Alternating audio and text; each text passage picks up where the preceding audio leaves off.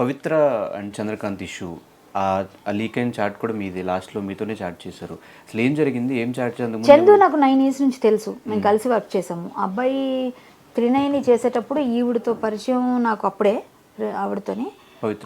పవిత్ర గారికి అబ్బాయి కూడా అప్పుడు పరిచయం లేదు నేనున్నప్పుడు. నేను బిఫోర్ బిగ్ బాస్ నేను చెప్తుంది.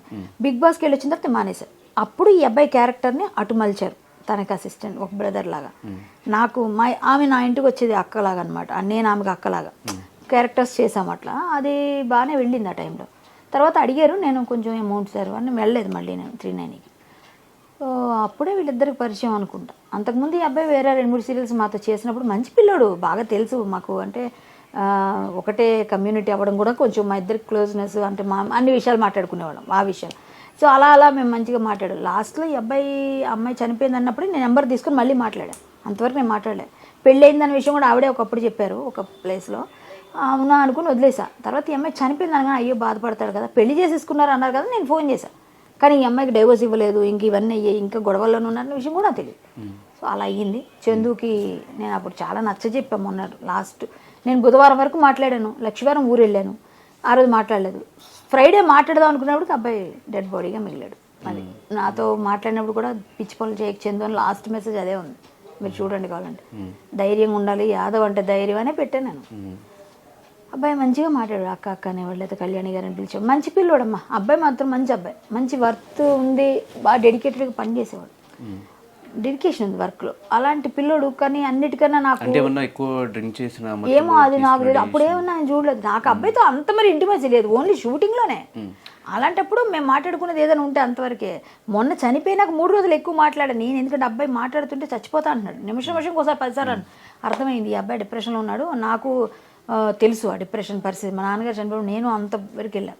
మళ్ళీ నన్ను తమాయించుకుని వచ్చి మా ఫాదర్ లేనప్పుడు నేను మా ఫాదర్కి బాగా ఇదనమాట, నేను పెట్టిన ఇంకా నాకు శూన్యం అయిపోయింది. నేను వెళ్ళిపోయి వచ్చాను ఈ డిప్రెషన్ నుంచి. మనమే రావాలి బయటికి, ఎవరు చెప్పినా రాదు, అది మనం ఓవర్కమ్ చేయాలి. ఏదైనా వర్క్ పెట్టుకో, ఏదైనా చేసుకో, మళ్ళీ నీకు దేవుడు మంచి చేస్తాడని ఇట్లా అబ్బాయికి చాలా చాలా రకాలుగా చెప్పి చూశాను నేను. కానీ అబ్బాయి అలాగేనండి అన్నాడు, అన్నీ మాట్లాడాడు, ఏమో చెప్పాడు. 3 రోజులు మాట్లాడిన తర్వాత మరి సడన్గా అసలు అంత ఏదో బాధలో ఉన్నాడు కదా అనుకున్నాను, కానీ ఇంత డెసిషన్ తీసుకుంటారు అనుకోలేదు నేను. అంటే ఒక సైడ్ మేము చూస్తున్నప్పుడు ఇటు సైడ్ వీళ్ళది ట్రూ లవ్ కాదు, ఇప్పుడు లవ్ అనకూడదు మనం. ఏదైనా ట్రూ లవ్ చేసుకున్నారు కాబట్టి ట్రూ లవ్ ఒక కోసం చనిపోయాడు అని చెప్పి ఇట్లా అనిపిస్తుంది.